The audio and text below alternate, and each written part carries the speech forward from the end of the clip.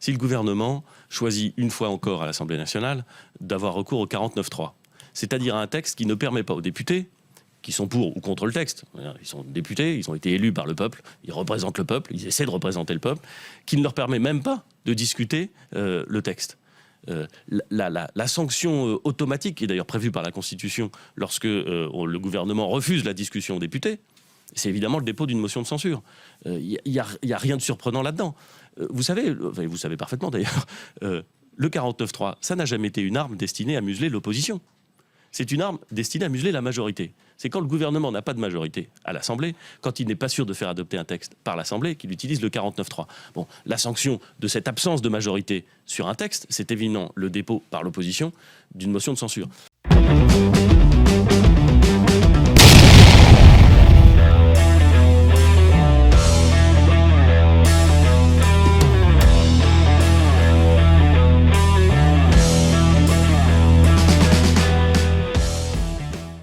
Conformément à l'article 49, alinéa 3 de la Constitution de 1958, et après en avoir obtenu l'autorisation du Conseil des ministres du 29 février, j'ai décidé d'engager la responsabilité du gouvernement sur le projet de loi instituant un système universel de retraite. Ainsi donc, le 49.3 a été sorti voici une semaine, le 29 février, à l'issue d'un Conseil des ministres, soi-disant consacré au coronavirus. Il est surtout sorti parce que la majorité des Playmobil et le gouvernement manquaient d'arguments pour convaincre. La majorité des Français est contre cette réforme des retraites. La plupart des professions sont contre. Cheminots, agents de la RATP, avocats, danseurs de l'opéra, enseignants, dentistes, experts comptables, égoutiers, ouvriers, employés, cadres, agriculteurs, personnel soignant et bien d'autres. Ils ont fait grève ou ont manifesté et sont toujours mobilisés, quoi qu'on en dise. Ils sont contre, car ils savent qu'ils partiront de plus en plus tard à la retraite et que les pensions vont baisser. Même les partisans d'une retraite à points sont contre ce projet de loi, en l'état, parce que son financement est inconnu, parce qu'on demande aux députés de voter une loi pleine de trous, une loi qui renvoie à des ordonnances futures. C'est un peu comme si vous achetiez une automobile sans qu'on vous dise le prix. Bref, un projet qui a été rédigé par des incompétents. En outre, ce projet repose sur une étude d'impact bâclée et mensongère. Tous ces points ont été relevés par le Conseil d'État qui a émis un avis défavorable.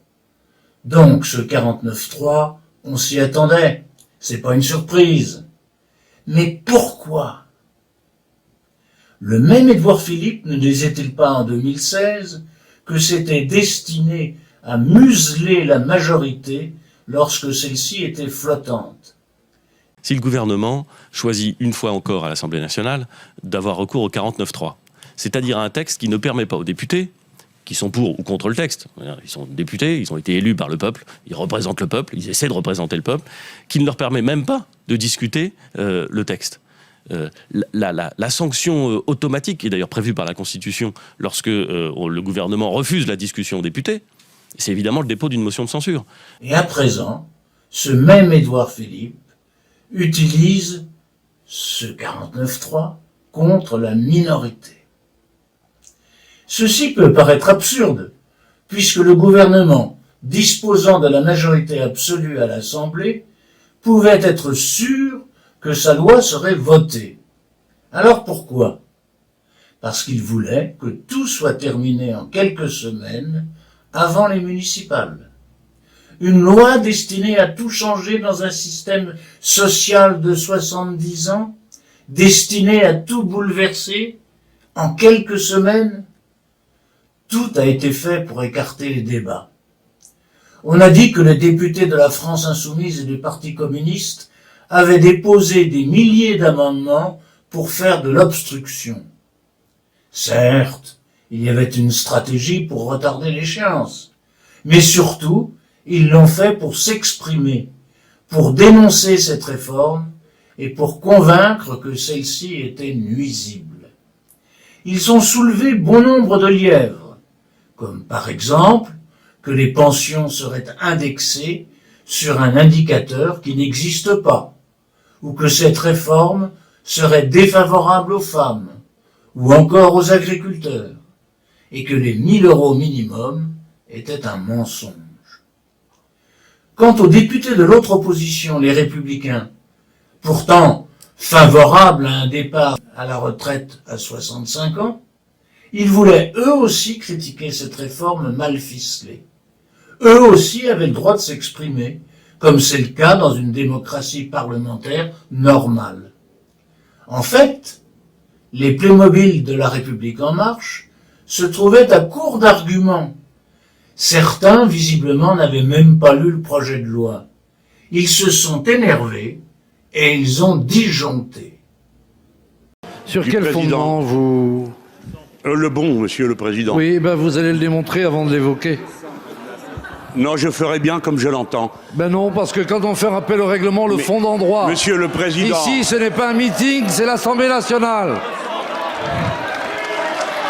Je vais donc répondre au président... L'article 100. Je vais donc... Mise en cause personnelle, article 100. Président, je vous non, invite à une certaine retenue. Mais écoutez, monsieur le Président Mélenchon... Au bout de 2 minutes de temps de parole, ça me paraît un peu exagéré. Vous devriez vous calmer. Oh, vous inquiétez pas, je suis très calme. Oui, ben c'est pas l'impression que tu donnes. Attendez, qu'est-ce qu'il y a? Madame Autain, allez-y. Merci. Madame Autain, vous avez la parole. Normalement, nous avons le droit de discuter sur les amendements. C'est pourquoi nous levions la main. C'est en l'arrêt qui a été adopté hier. Absolument. Nous demandons une conférence des présidents parce que nous constatons que la règle... Ceci ne porte pas sur le débat des amendements, madame. Nous estimons... J'ai droit à 2 minutes de parole. Et je remarque que le chronomètre n'est pas en fonction et que le temps est en train de mis en passer. place, Je vous ne demande cherchez de pas. demander le silence pour que je puisse m'exprimer sur ce que j'ai à dire. Monsieur le Président, et le chrono.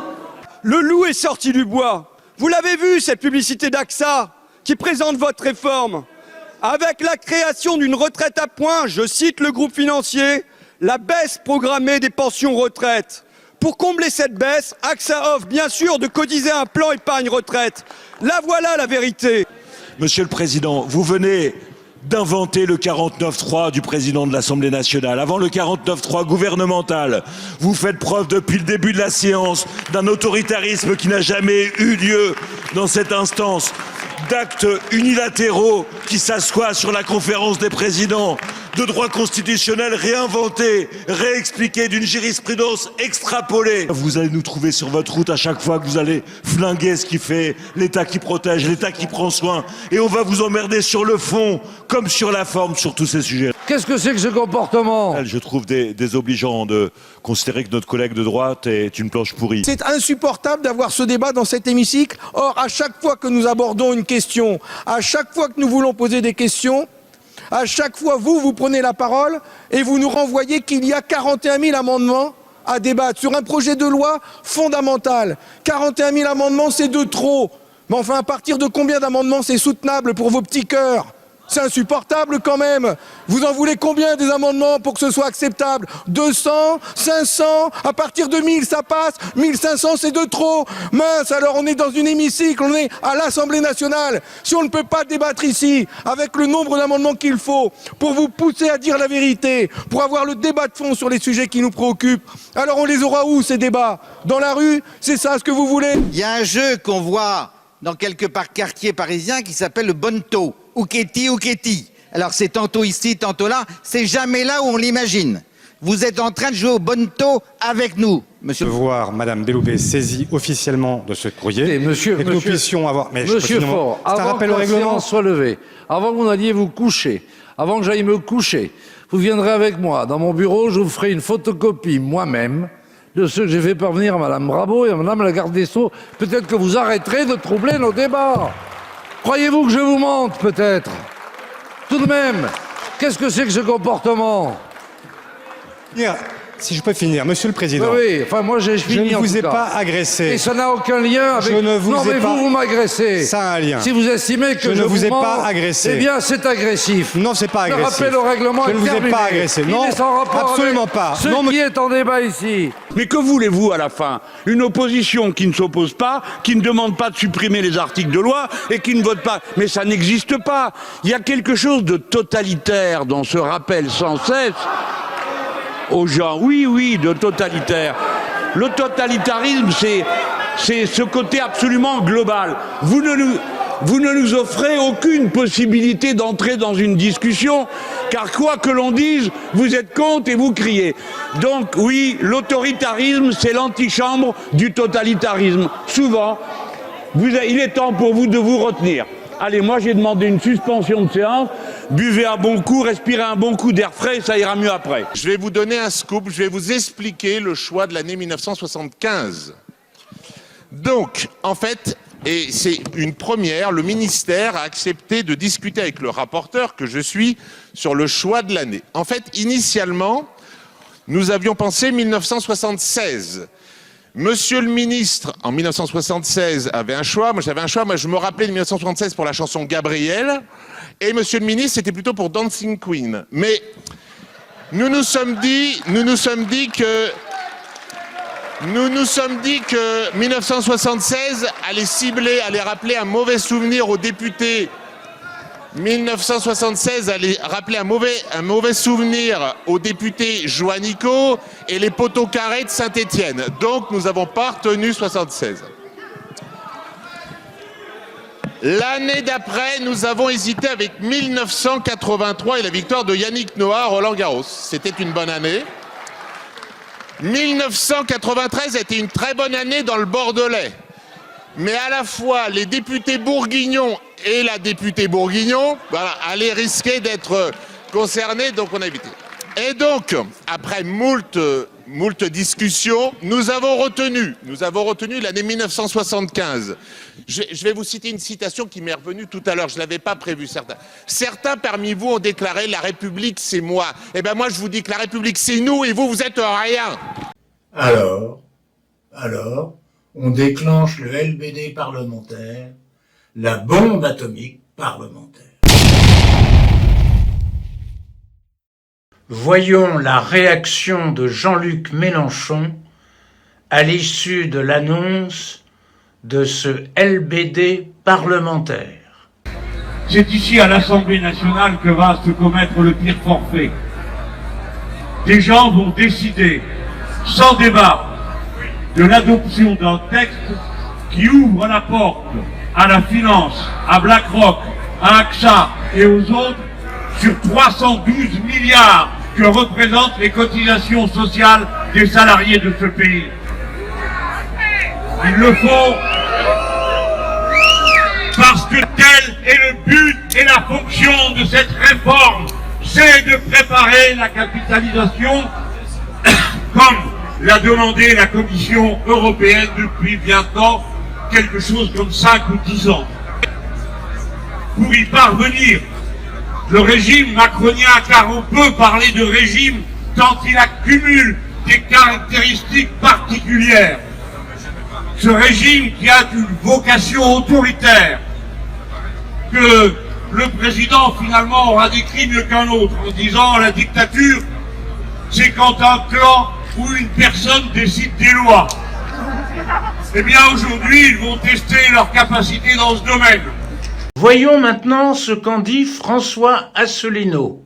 Je m'adresse ici à vous parce que je voudrais commenter à chaud l'affaire de l'article 49 alinéa 3 de la Constitution que Édouard Philippe a décidé de mettre en œuvre pour faire passer au forceps la réforme sur les retraites. Le Premier ministre a annoncé ça hier soir. Nous avons publié ce matin sur notre site, sur les réseaux sociaux, un communiqué de presse auquel je vous renvoie. Je voudrais quand même ici m'exprimer directement pour dire que cette réforme est un pur scandale. C'est en fait une attaque frontale contre le système de solidarité intergénérationnelle entre les Français qui a été plébiscité depuis des décennies par les Français. Il n'y avait aucune urgence financière à faire cette réforme. C'est une réforme qui est non seulement sans aucune utilité financière, mais c'est une réforme qui est totalement injuste à de nombreux égards. C'est une réforme qui est réprouvée par 75% des Français. Monsieur Macron, en réalité, si nous étions dans une démocratie, doit obéir au peuple français. Ça n'est pas au peuple français d'obéir à Macron. Normalement, compte tenu des oppositions que suscite cette réforme, l'opposition fondamentale d'un très grand nombre de personnes, on a même vu d'ailleurs des grands spécialistes ou des financiers, je pense notamment à M. Perlevade qui a récemment fait une dénonciation en règle de cette réforme. Eh bien, normalement, M. Macron, pour trancher le nœud gordien, devrait avoir recours à un référendum pour demander aux Français si oui ou non ils veulent de cette réforme. Il ne le fait pas, bien entendu, parce qu'il sait très exactement qu'il y aurait une large majorité de Français qui diraient non. Nous avons donc affaire à un coup d'État sur cette réforme par l'article 49, alinéa 3. Nous allons écouter la suite de ce que dit Asselineau. Mais il faut d'abord faire un préalable. Il faut bien que tout le monde soit conscient que cette réforme des retraites, elle est voulue, elle est imposée par l'Union européenne. Elle est imposée par notre appartenance à l'Union européenne. Et à ce propos, je vous invite à regarder la petite vidéo que nous avons faite et qui explique tout ça avec une petite animation. Alors oui, la réforme des retraites, elle est voulue par l'Union européenne, comme toute la politique néolibérale et toutes les lois antisociales que nous subissons depuis des dizaines et des dizaines d'années, que les gouvernements soient de droite ou qu'ils soient de gauche, ça a toujours été la même chose, l'application des directives de l'Union européenne, parce que cela est imposé par les traités européens. C'est comme ça que nous avons eu la privatisation des autoroutes, c'est comme ça que nous avons eu, sous la présidence du président Hollande, mais avec le ministre Macron, nous avons eu la loi El Khomri, c'est pourquoi nous avons le gel du SMIC, c'est pourquoi la privatisation de l'aéroport de Toulouse qui a été vendu à des escrocs chinois, et maintenant ça va continuer avec la privatisation de l'aéroport de Paris. Toute la politique néolibérale est imposée par l'Union européenne, qu'on le veuille ou non. Par exemple, la libre circulation des capitaux à travers l'Union européenne, mais aussi vers les pays tiers qui ne sont pas dans l'Union européenne. Eh bien, cette libre circulation des capitaux, elle a quoi comme résultat? Eh bien, elle a comme résultat qu'il y a des délocalisations, et qui dit délocalisation, eh ben, dit licenciement, et qui dit licenciement, dit chômage. C'est pourquoi depuis des dizaines d'années, eh bien, nous nous trimballons avec un chômage qui n'est pas prêt de s'arrêter, quoi qu'en disent les statistiques. Cette politique néolibérale qui nous est imposée, cette politique néolibérale, elle conduit en ce moment, pensez au dernier livre qu'a publié Emmanuel Todd, cette politique conduit à l'appauvrissement général de toutes les classes sociales, des 99% des Français, à l'exclusion d'1%, évidemment, qui profite de cette politique, mais la plupart des Français subissent les conséquences de cette politique néolibérale.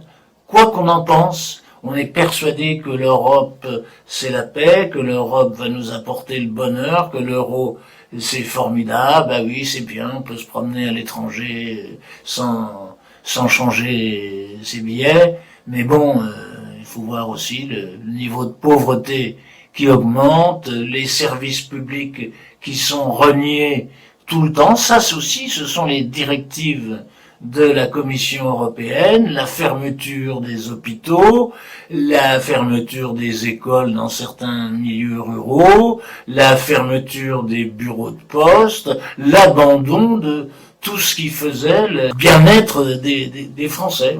Tout ça, c'est dû à l'Union européenne, et plus précisément, c'est dû à ce qu'on appelle les GOPÉ. Oui, Asselineau n'arrête pas de parler des GOPÉ, mais il a raison. Il a raison.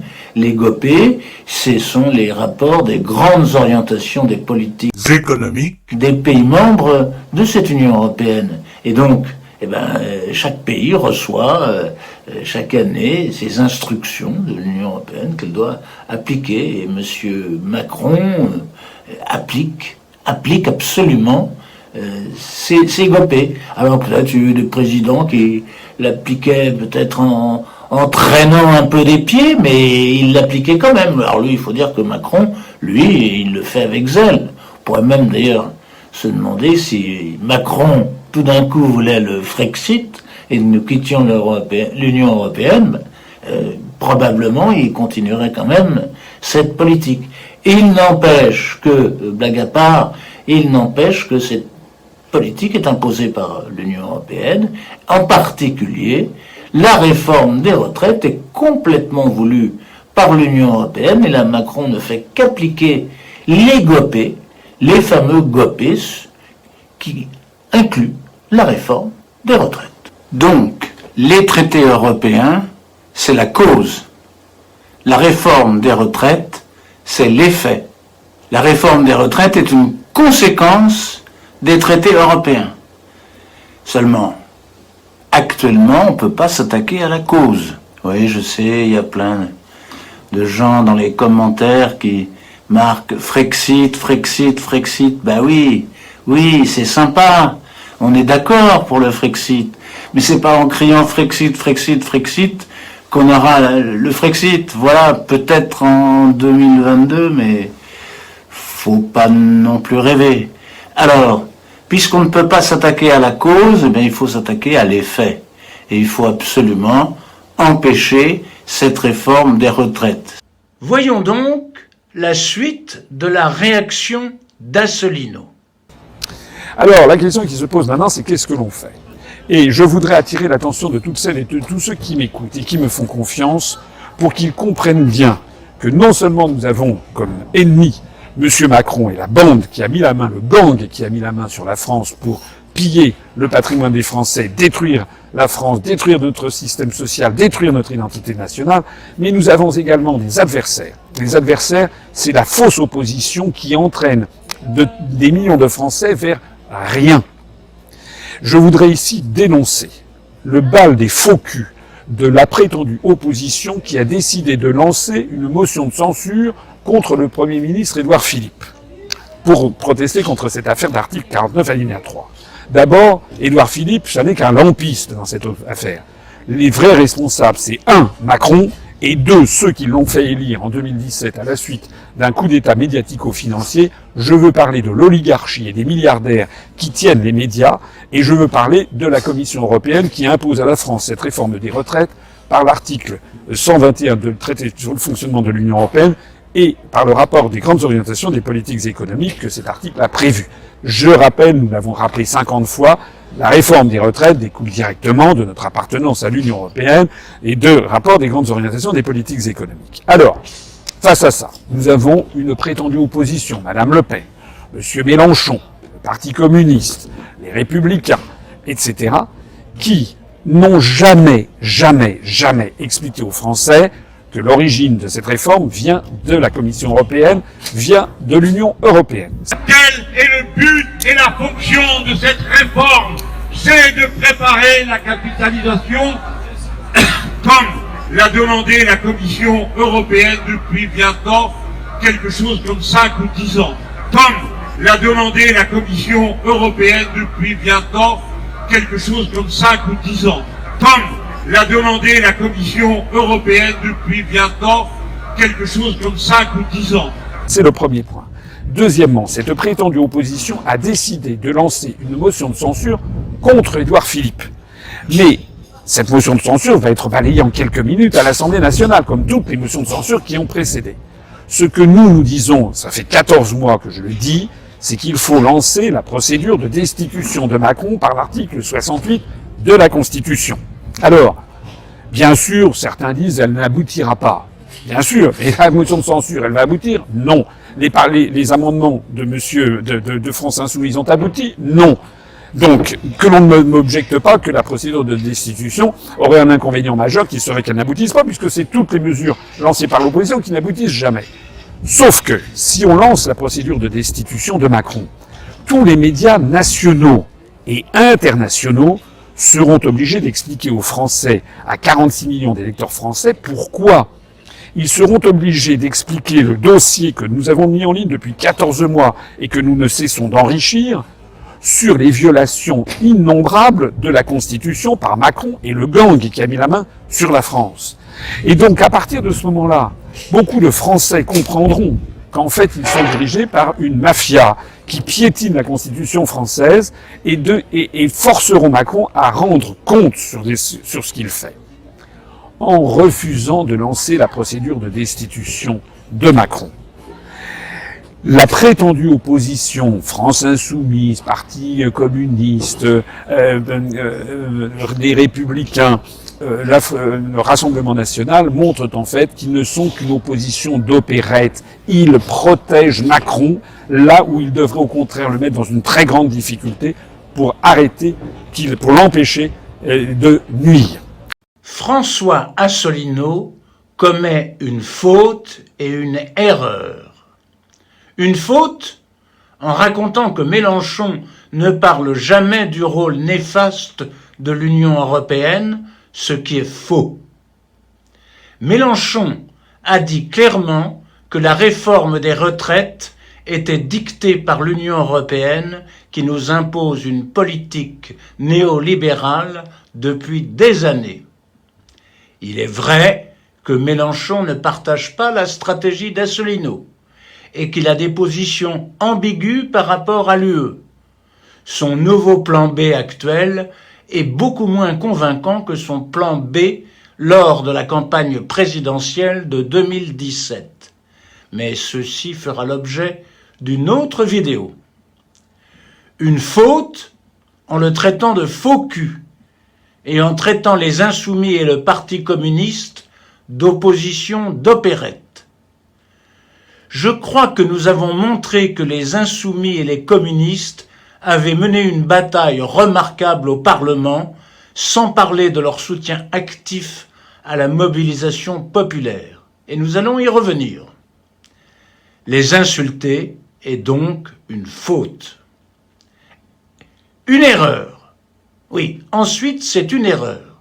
Car lutter contre la réforme des retraites, c'est une manière de faire reculer l'UE. Ce n'est pas en se divisant qu'on y arrivera. Critiquer ceux qui sont allés au charbon contre cette réforme, c'est faire le jeu de Macron, diviser pour mieux régner. Il faut au contraire unir nos forces. Le dépôt d'une motion de censure est la réaction normale à un 49.3. Tout le monde savait que les deux motions seraient rejetées par la majorité des Playmobil. Mais entamer une procédure de destitution de Macron, pourquoi pas? Les Playmobil la rejetteraient, mais en effet, ça ferait du bruit. Le problème est qu'il faut suffisamment de parlementaires pour lancer la procédure, et les Insoumis et le PC n'en ont pas assez. Mais oui, ce serait bien si on pouvait le faire. Faute de mieux, écoutons maintenant Mélenchon défendre la motion de censure à l'Assemblée avant qu'elle ne soit rejetée par les Playmobil. Le président de la République ont sous-estimé notre capacité de résistance parlementaire à leurs caprices. Ils ont sous-estimé plus que tout le rejet profond dans notre peuple du projet qu'ils portaient. Et s'ils l'ont fait, c'est parce qu'ils n'ont pas compris quel ancrage a dans le peuple la notion d'égalité et le désir de liberté de sa propre vie, de disposer de soi. Le peuple sait que cette loi est une loi BlackRock. Ce peuple sait que cette loi est une loi contre sa liberté personnelle de disposer de sa vie. Une loi BlackRock, la finance fait déjà son marché librement en France, et vous êtes ses commis. En atteste aujourd'hui le passage sous pavillon USA du leader mondial français de la vision de nuit, après Alstom, après le chantier naval, après la TECOR et combien d'autres. Et ce soir, en refusant de rejeter ce texte, vous allez offrir à la finance le marché de 312 milliards d'euros de la retraite des Français. Toutes les portes sont ouvertes, toutes les voies d'accès sont organisées par cette loi. La retraite par capitalisation est le destin promis de cette réforme. Pour y parvenir, vous avez mobilisé les pires ressorts de la monarchie constitutionnelle. La dictature, a dit Emmanuel Macron, c'est quand un clan ou une personne décide des lois. Aujourd'hui, on a le sentiment que vous testez vos talents dans ce domaine. Car décidément, vous êtes prêts à tout, et sans vergogne. D'abord, le choix de la procédure accélérée. Une étude d'impact dont vous brandissiez les 1000 pages dont nous aurions à être régalés en 4 jours. 1000 pages pipotées. 29 ordonnances inconnues dans le texte. Et comment oublier, au bout de 2 jours, la réduction de moitié du temps de parole de l'opposition dans la commission spéciale et le rejet préalable de tous les amendements propositionnels des Insoumis fondés sur le contre-projet de retraite que nous avons présenté 10 jours avant l'ouverture des débats ici. Enfin, une tentative pour annuler plus de 1000 amendements du groupe communiste. L'obstruction parlementaire, c'est vous, les marcheurs, vos odieuses méthodes, vos provocations, vos grossièretés, votre acharnement contre nous, vos ragots, quand vous avez décidé de faire croire que nous avions déposé plus de 700 000 sous-amendements et vos répondeurs automatiques dans les médias qui l'ont répété sans se donner 30 secondes pour aller vérifier si c'était vrai ou pas. Et à présent, le 49.3. Et quel 49.3 décidé sournoisement, au débeauté, entre 2 coronavirus examinés en Conseil des ministres? Comment osez-vous parler de la défense de la dignité du Parlement? Vous ne vous êtes pas contenté de nous faire perdre du temps en incidents et provocations. Vous ne vous êtes pas contenté de n'avoir rien à dire interminablement. Et aujourd'hui, les grands rénovateurs qui libéraient les énergies, vous allez accepter de laisser passer sans débat un texte que vous n'avez jamais lu, puisque le gouvernement l'a augmenté, lui, tout seul, de 200 amendements et de 7 ordonnances, tout d'un coup transformées en articles de loi. Et vous êtes là à lui cirer les chaussures. Ah, merci notre bon maître, vous avez pris quelques amendements. Ah, merci notre Seigneur, vous nous avez écoutés. Et vous voici, vous gargarisant du fait que les oppositions ont été écoutées. Alors nous sommes une case à part, parce que nous sommes à la fois l'opposition, mais aucun de nos amendements n'est pris en compte. Vous serez, dès demain matin, la risée du monde civilisé démocratique. Oui, parfaitement, les grands rénovateurs, où ailleurs qu'en France et sous votre gouvernement, une loi au contenu inconnu, aux dispositions inconnues et réécrite par l'exécutif tout seul avant d'être adoptée sans vote. Dans quel autre pays une chose pareille est-elle possible? Enfin, pour terminer le tableau de ces violences, mentionnons cet instant lui-même. Là encore, vous avez décidé de réduire d'un tiers le temps de parole des groupes insoumis et communistes. Faut-il qu'on leur fasse peur, mes camarades, pour que 5 minutes leur paraissent interminables? Cette ultime mesquinerie est la signature de cette équipe. Le 49.3 chez eux, ce n'est pas un article de la Constitution, c'est une profession de foi. Que dis-je? Un code génétique. Aujourd'hui, la monarchie présidentielle assume une métamorphose, un régime autoritaire se consacre sous nos yeux. Et déjà, nous voyons des pulsions extrémistes qui nous déplaisent. Vous prétendez dicter à l'opposition quels sont les bons amendements, comment elle doit se comporter, qu'est-ce qu'elle doit dire, qu'est-ce qu'elle ne doit pas dire. Bref, une opposition qui ne s'opposerait pas, mais qui viendrait à la rescousse de la pensée du chef. C'est le moment de vous dire, quoi que vous fassiez, vous ne viendrez jamais à bout de ce que nous représentons dans l'histoire de notre pays. L'objectif reste le retrait de votre réforme et nous allons y arriver. Ça prendra le temps qu'il faut, mais nous allons y arriver. Je vais vous dire, en toute hypothèse, non monsieur, ça s'appelle de l'art oratoire et la parole, c'est une fonction sacrée du Parlement. Si vous ne croyez pas non plus à l'art de la parole, si vous voulez dicter aux autres ce qu'ils doivent dire, mais alors pourquoi faire un Parlement? Ça ne sert à rien. L'un d'entre vous a dit « faites taire ces bavards ». Les bavards, c'est vous, les gens. L'autre, là, a dit que ça coûtait trop cher de se réunir. À quoi bon un Parlement? À quoi bon un gouvernement? Vous êtes d'esprit dictateur. Vous ne supportez pas la contradiction. Vous êtes des technocrates hallucinés par leur vérité. Vous ne croyez pas à la vertu du dialogue. En toute hypothèse, et quoi qu'il arrive, en toute hypothèse, et quoi qu'il arrive, si jamais nous venions à trébucher, ce qui ne se produira pas, croyez-moi, alors dès 2022, nous annulerons tout ce que vous avez fait. Vous avez vu le sourire d'Édouard Philippe? Il disait « Cause toujours, ta motion sera rejetée. » Quel sourire méprisant.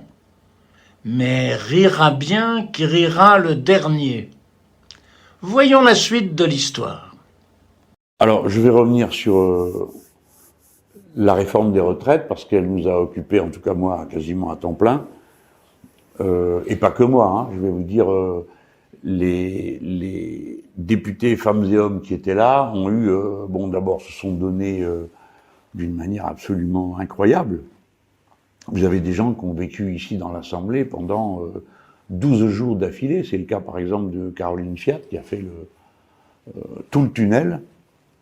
Mais d'autres, je dis Caroline Fiat parce qu'elle en plus, elle dormait ici dans le bureau qui est prévu pour les députés qui restent ici. Les autres, ceux qui venaient de région parisienne, ont rentré chez nous. Mais ça n'empêche que certains ont vraiment passé beaucoup de temps, la commission spéciale, vous vous rappelez, et puis on a enchaîné sur la plénière. Alors, bon, ça s'est terminé que le gouvernement a sorti son 49.3, mais évidemment, il y a perdu en estime, en réputation, et pas que en France. C'est dans le monde que les gens ont assisté avec consternation à cet épisode. Alors pourquoi c'est consternant? Parce qu'on nous dit oui, mais il a déjà utilisé 88 fois. Oui, c'est vrai, alors c'est 88 fois une brutalité, ça rend pas la 89e plus sympathique. Hein. Tout de même, enfin, c'est incroyable. On nous dit, mais alors vous dites que c'est 88 fois un coup de force? Oui, on dit c'est 88 fois un coup de force.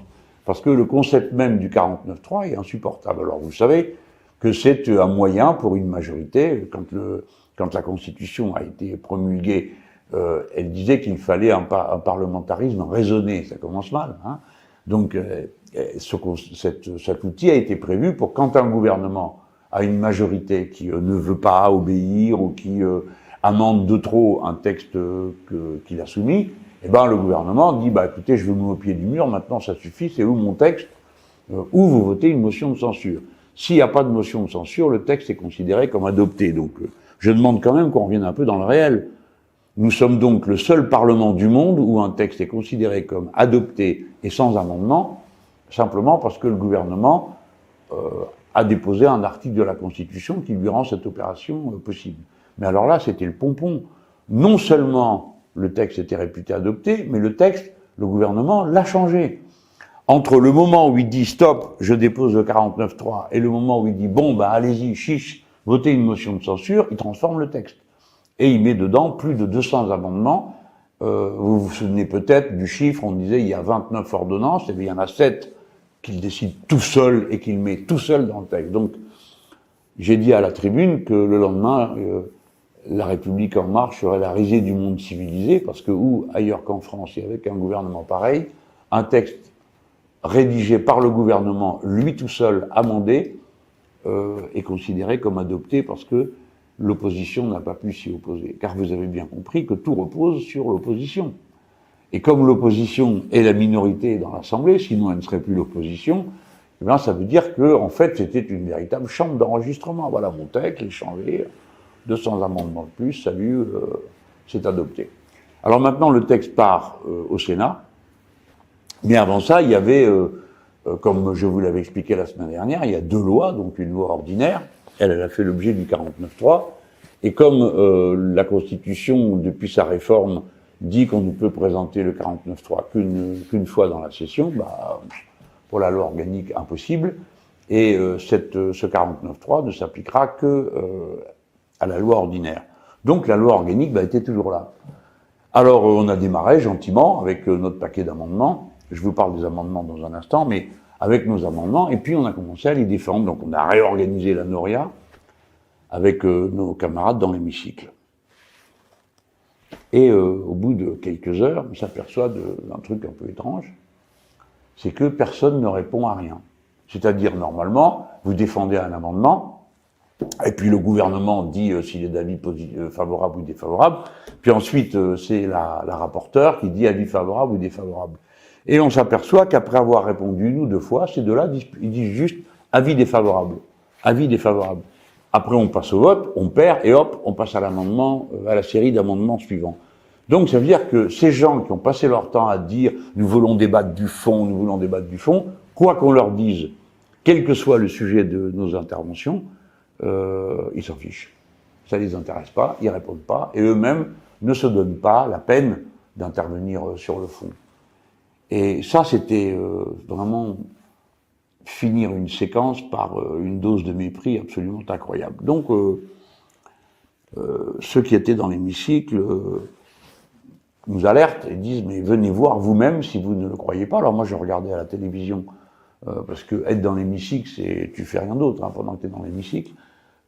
C'est trop immobilisant, donc je regardais ça, mais l'écran de télé, il faut que vous compreniez ça, déforme la situation, parce que heureusement, l'écran de télé, on n'entend pas le bruit autour, évidemment, on ne sent pas l'ambiance, mais on n'entend pas le bruit autour. Et donc, je ne sais pas s'il y a du bruit ou pas. Et Clémentine Autain me dit, écoute, viens voir pour que tu te rendes compte du mépris. Alors, mon bureau, je rentre dans l'hémicycle et je regarde et je me rends compte qu'en effet, ils n'en ont rien à faire. Ils ont leur papier, font d'autres trucs, leur message, et puis en bas, les 2 robots, le ministre et la rapporteure se lèvent, ou ils ne se lèvent même pas d'ailleurs, et disent avis défavorable, avis défavorable. Là, on passe au vote, il n'est pas adopté, avis défavorable, avis. Bon, bref, c'est plus le Parlement, c'est une espèce de ronron expéditif. Alors, comme j'étais dans l'hémicycle et qu'il suffit que j'y arrive pour que ça les énerve, la température a un peu monté d'un cran. Là-dessus est arrivée Mathilde Panot, la vice-présidente du groupe, qui a pas sa langue dans sa poche et qui leur a dit ce qu'on pensait de leur façon de faire. Puis François Ruffin est arrivé, puis Bastien Lachaud, puis Éric Coquerel, enfin bref, on est tous arrivés là. Il y avait aussi Sabine Rubin, si je me souviens bien, il y avait Caroline, enfin bref, on a été là tout de suite une petite dizaine. Et puis, on leur a dit maintenant, ça suffit, vous vous moquez de nous, puisque c'est comme ça, on s'en va. Restez entre vous et parlez avec les murs, puisque c'est le seul dialogue que vous supportez. Alors, il se trouve qu'on a un peu discuté aussi avec nos voisins de banc, d'abord les communistes qui sont nos alliés et nos partenaires dans cette lutte, et puis aussi avec les socialistes, parce que des fois, bon, ils ont des comportements qui peuvent être intéressants. Bon. Alors, ils sont pas très fiables, mais ils sont là. Alors, on a décidé, on a dit, nous, de toute façon, on s'en va. Alors, nos amis communistes ont dit, ah ben nous aussi. Alors, du coup, les socialistes ont dit, restez tout seuls dans l'hémicycle, ça fait bizarre, ils sont partis aussi. Ils sont partis les 3. Mais avant, il y a un orateur de droite, Marc Le Fur, si mon souvenir est bon, qui dit, mais quelle est cette comédie? Eux aussi, ils supportent plus. Et ils disent, puisque vous nous avez fait un 49.3, sur la loi organique, quand même, qui est une loi qui a de l'importance, faites ce qu'on appelle, nous, ici, un vote solennel. Le vote solennel, c'est le mardi. Pourquoi le mardi? Parce que le mardi, il y a les questions d'actualité, et puis tout le monde est là, si vous voulez. ceux qui sont en région mettent leur point d'honneur à être présents le mardi pour voter. Alors eux, ils sont restés assis, la droite, dans l'hémicycle, et nous, on est tous partis. Donc. Bonjour mes collègues.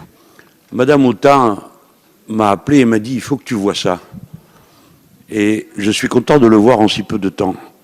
Je vous ai annoncé hier que vous serez la risée du monde avec votre 49.3. J'ai noté que dans la presse internationale, la stupeur est de règle, sauf quelques articles particulièrement insultants pour les Français qui disent que nous sommes habitués à obéir à n'importe quoi. Pour le reste, que vois-je? Vous-même, Madame Autain, qui avez pendant tant de fois dans l'hémicycle dit qu'on ne parlait pas du fond, vous ne répondez à rien. Vous avez l'occasion magnifique de défendre un texte, d'aller sur le fond de ses arguments contre nous, vous ne dites plus rien. Défavorable, défavorable, défavorable. Alors, j'estime que vous êtes en train de consommer une déroute morale qui sera bien plaisante à vivre d'ici peu, quand nous vous donnerons le dernier coup. Et oui, le dernier coup, verbal, collègue, paix sur vos bancs, paix les brebis, paix les brebis.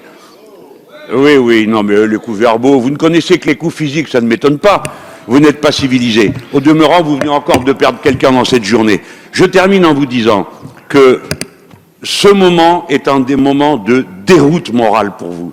Vous n'êtes même pas capable de défendre votre affaire. Vous n'avez su le faire ni avant, ni pendant, et vous ne saurez pas davantage le faire après, j'en suis certain. On rappelle au règlement sur la sincérité de nos débats, article 100.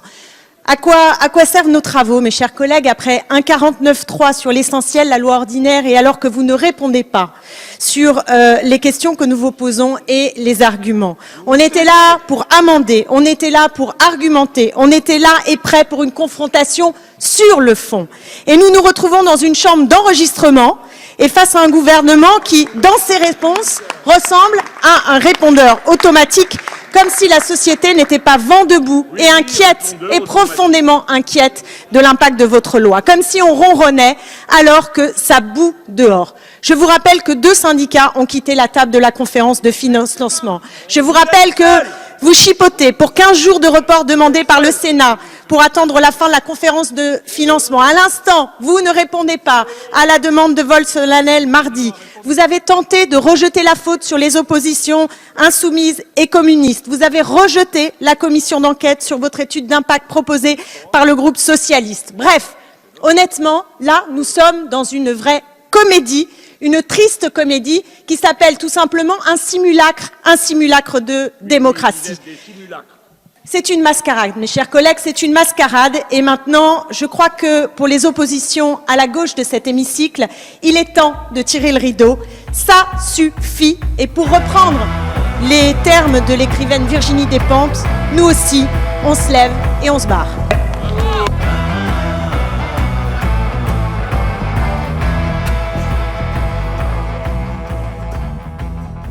La gauche de l'hémicycle, plus un chat.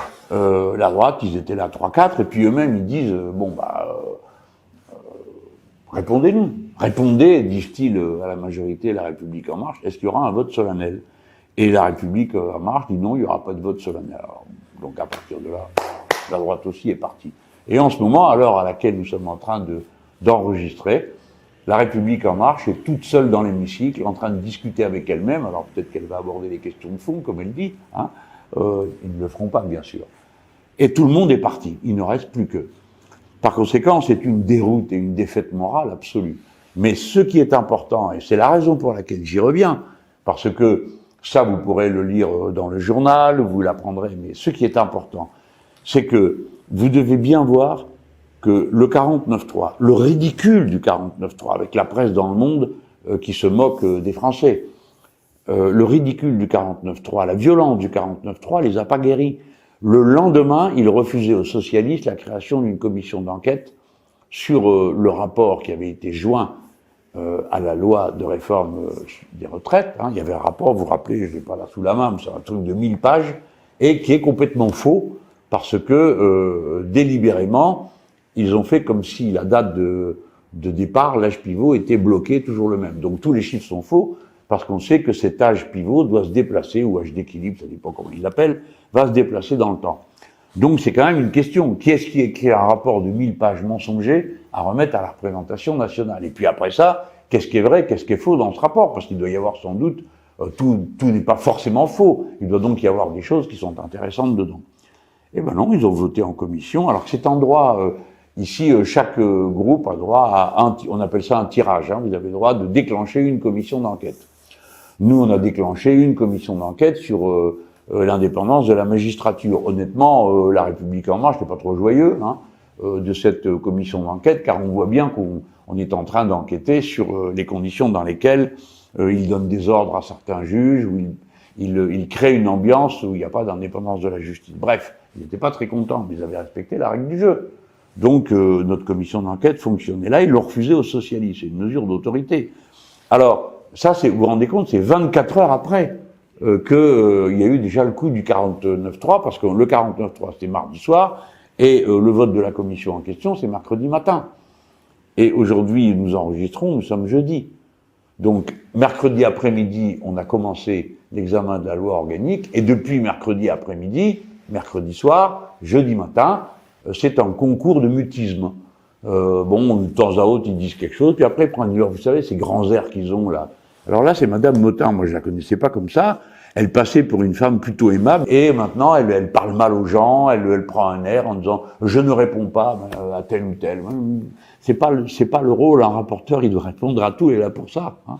Donc, elle a pris ce ton, alors évidemment, ça a fini d'exaspérer tout le monde, et voilà comment on a été conduit à partir, et voilà pourquoi vous avez un événement qui lui aussi, je pense, est unique au monde, une majorité parlementaire composée à l'heure actuelle, il doit être 50 dans l'hémicycle, peut-être moins, hein, 2 personnes va voter la loi organique changeant le régime des retraites qui concerne des millions de Français sur plusieurs générations. Voilà le bilan de La République En Marche. Hein. Alors, qui réfléchissent soigneusement, tous ceux qui nous avaient dit qu'on allait voir ce qu'on allait voir, le changement, le nouveau monde, c'est le pire de ce qu'on ait vu dans cet hémicycle. Le pire. Je dirais que même pendant la période dure du gaullisme, hein, les choses n'étaient pas aussi violentes qu'elles le sont aujourd'hui. Alors, bon, je vous ai dit ce que j'avais à en dire. La lutte continue. Elle continue maintenant dans la rue. Nous avons des rendez-vous et puis nous allons ensuite avoir le retour de la loi depuis le Sénat quand elle va revenir ici. Mais je voulais que vous saisissiez bien le contenu de la séquence. Nous ne pouvions faire qu'une chose, remporter une victoire morale. Et je pense que cette victoire morale, nous l'avons remportée en mettant à nu ce qu'est La République En Marche. Après, vous devez aussi tous bien prendre conscience de, comment je vais dire ça, d'une manière à ne pas me faire trop d'ennemis, encore une fois, disons de la faillite des commentateurs. Les plateaux de commentaires ont avalé tout rond tous les bobards. C'est-à-dire quand une femme de La République En Marche dit « ils ont déposé 700 000 sous-amendements », c'est répété partout, personne ne va vérifier. Quand on dit ils ont bloqué en mettant 40 000 amendements, et pour la France Insoumise, 23 000, bien sûr qu'on a déposé beaucoup d'amendements, mais que c'est pas ça qui a bloqué, pour une raison très simple à comprendre. C'est que quand nous étions dans la commission spéciale, nous déposions 17 fois le même amendement, parce que en commission spéciale, chaque député qui signe un amendement est appelé à le défendre. Chacun, à tour de rôle, d'accord ? Donc, en effet, on parlait beaucoup. Ça a duré 10 jours et ça s'est terminé à l'article 26, je crois, de la loi qui en compte 65. Ça avait quand même pas mal marché. Et là, on en était à l'article 8, 9 ou 10, quand tout s'est arrêté avec le 49.3. Mais dans l'hémicycle, alors là, je sais que c'est un peu technique, mais dans l'hémicycle, on ne vient pas défendre chacun son amendement. Quand les amendements sont identiques, ils les passent par paquet. Tous les amendements identiques sont défendus une seule fois par une personne. Et après l'intervention du ministre et du rapporteur qui dit qu'il est défavorable, on a droit à une intervention par groupe pour dire ce qu'on pense de la réponse du ministre et du rapporteur. D'accord ? Donc 2 minutes pour présenter un amendement et 2 minutes pour répondre au gouvernement. Au total, 4 minutes par paquet d'amendements. Nous en avions 2300. 2300 présentés 17 fois, parce qu'on a repassé en plénière ce qu'il y avait dans la commission spéciale. Je ne sais pas si vous avez bien suivi toutes mes explications à cet instant, mais donc, non seulement il n'y a jamais eu 700 000 amendements, mais il n'y a même pas eu 40 000 amendements mis en discussion. Ce n'est pas vrai. Et il n'y en avait que 2300, ce qui est un niveau très faible par rapport à ce qu'on a pu connaître dans cette maison. Mais un niveau suffisant pour les embrouiller. Car ils étaient incapables de répondre. Ce qui a été frappant pendant toute cette période du débat, c'est qu'ils n'intervenaient que pour dire une chose. C'était il faut pouvoir parler du fond. C'est tout ce qu'ils faisaient. Ils n'ont jamais défendu sérieusement un article, le contenu d'un alinéa devant l'hémicycle. Et si bien que leur propagande, bien sûr, a été avalée tout rond, mais personne n'y a cru. Et les sondages montrent que les gens ont parfaitement compris que le gouvernement avait voulu se débarrasser de l'opposition. Parce qu'en effet, le régime macroniste a dorénavant une réputation qui n'est pas volée, de violence, de brutalité, et surtout, et par-dessus tout, de grossièreté, dans le mépris, dans les injures qui ont été proférées pendant cet épisode. Et vous avez pu voir, comme ils ont trouvé sympathique que le rapporteur puisse dire à un moment donné « La République, c'est nous, et vous, vous n'êtes rien ». Hein, alors en plus, il faisait référence à ma phrase à moi, et alors après, ils ont trouvé toutes sortes d'excuses à ce rapporteur. Moi, j'ai pas envie de l'accabler parce que je m'en fiche, mais c'était intéressant de voir une fois de plus s'afficher comme ça un tel mépris. Rappelez-vous-en, parce que vous allez avoir des élections municipales, et moi je vous recommande de bien choisir des bulletins où il n'y a pas de LREM dedans. Alors, peu importe, les LREM sont plutôt cachés, bon, mais des fois ils sont derrière un ancien socialiste, des fois ils sont derrière un de droite, tout ça. Partout où il y a de la République en marche, prenez pas ce bulletin-là. Mais ce n'est pas fini. Il y a les municipales et le Sénat. Gérard Larcher, président du Sénat, est favorable au principe de la retraite à points. Mais écoutons tout de même ce qu'il disait déjà quelque temps avant le 49-3. On peut regretter que la Commission n'ait pas examiné l'ensemble des amendements, c'est-à-dire qu'elle prenne le temps de les examiner. Bien sûr, 20 000 amendements, ce n'est pas rien. Je ne suis pas, moi, favorable à tout ce qui peut apparaître comme une obstruction, mais c'est l'occasion d'un débat, c'est l'occasion aussi d'échanger, d'avancer sur un texte manifestement qui n'est pas encore totalement abouti, qui n'est pas totalement partagé, et notamment par les parlementaires, mais aussi par les Françaises et par les Français. Au Sénat, nous aurons ce texte en examen en commission début avril. Oui, début avril. Si l'Assemblée nationale respecte l'agenda. Je n'en suis pas certain aujourd'hui. Il est possible que... Alors, Emmanuel Macron a même abordé la possibilité de l'utilisation d'un 49.3 devant les parlementaires hier. Écoutez, moi je pense que le 49.3 n'est pas fait pour abréger un débat. Le 49.3, dans la Ve République, il est un outil quand on n'a pas de majorité. Et il a été utilisé dans l'histoire. Nos internautes n'étaient pas nés, mais à l'époque de Raymond Barre et de Valéry Giscard d'Estaing, parce qu'il y avait un problème à l'intérieur de la coalition majoritaire avec les gaullistes. Michel Rocard, plus récemment, l'a utilisé parce qu'il avait un problème de majorité avec les communistes. Et donc, et encore plus récemment, je vous coupe, mais encore plus récemment, François Hollande et Manuel Valls l'ont utilisé à 2 reprises. Mais d'une manière un peu différente. Et je pense que le 49.3, je l'ai dit clairement, je ne le conseille pas. De toute façon, il n'est pas applicable au Sénat. Et donc, au Sénat, nous aurons la plénitude du débat. Vous avez parlé d'amateurisme en parlant des députés En Marche. Vous les considérez amateurs dans leur manière d'aborder ce texte ? C'est le président de la République qui a parlé d'amateurs. Je pense que ils ne sont pas des amateurs, mais c'est un peu amateur quand même de penser, de proposer à des parlementaires de voter sans connaître ni l'impact financier d'un texte de loi, ni, j'allais dire, l'approche juridique. Et d'ailleurs, le Conseil d'État l'a dit. Et je pense que quand on respecte le Parlement, il faut lui donner tous les éléments pour qu'il s'exprime. Mais réunir les partenaires sociaux pour discuter avec eux du financement, ça fait partie aussi de la démocratie, c'est une bonne chose. Oui, mais voilà pourquoi j'avais proposé qu'on reporte l'examen du Parlement après la conférence de financement. C'était quoi 2 mois d'écart. Je crois que sans aucun doute on aurait gagné.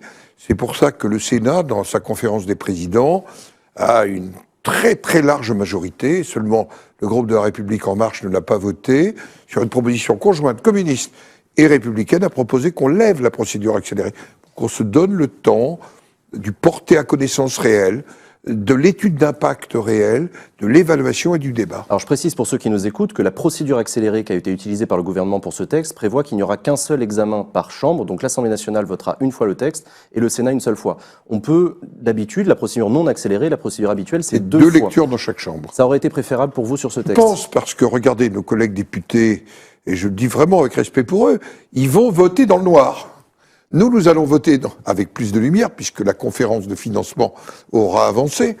Mais je dois dire qu'il y a quelque part une forme d'approche viciée de ce que doit être un débat parlementaire. Mais le gouvernement peut toujours lever la procédure accélérée. À tout moment. À tout moment. Et je souhaite qu'il le fasse. Et si ça lui apparaît nécessaire, moi je pense que c'est nécessaire. Pas d'obstruction parlementaire en vue au Sénat? Non, au Sénat, nous allons procéder à un examen au fond. Il y aura de nombreux amendements, mais qui porteront, je n'en doute pas, sur chacun des dossiers de fond, d'autant plus que nous avons 29 ordonnances. Un peu plus de la moitié du texte, c'est alors vraiment le trou noir aujourd'hui, sur des sujets qui ne sont pas des sujets seconds.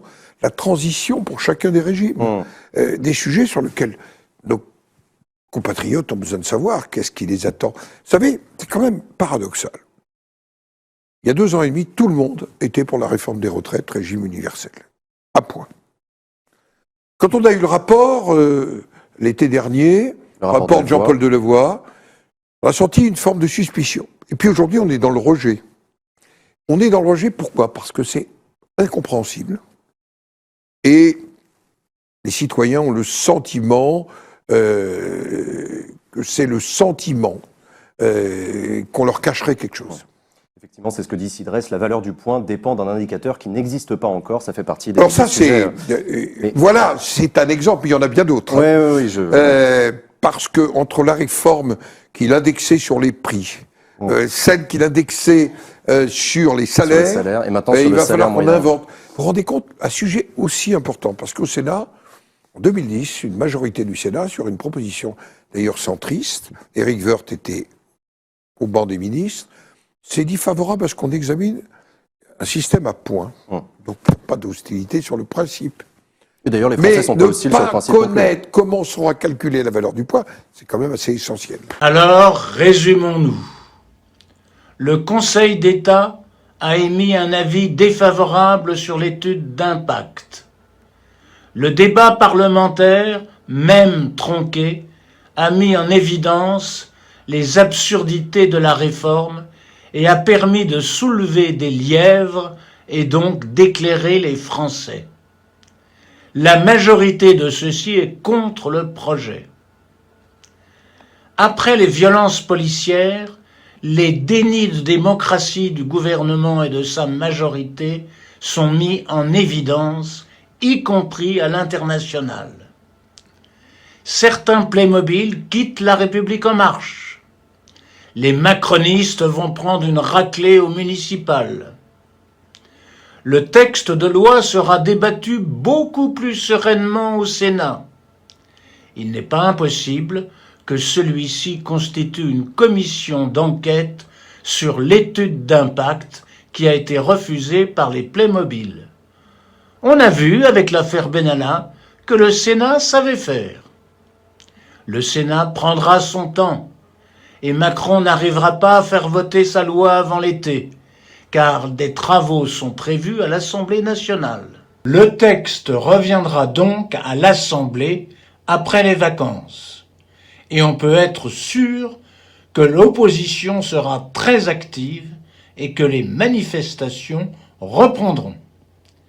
Si le texte est tout de même voté, il restera le recours au Conseil constitutionnel qui devrait pointer les trous dans la loi, l'étude d'impact bâclée et mensongère et la manière dont ont été menés les débats à l'Assemblée.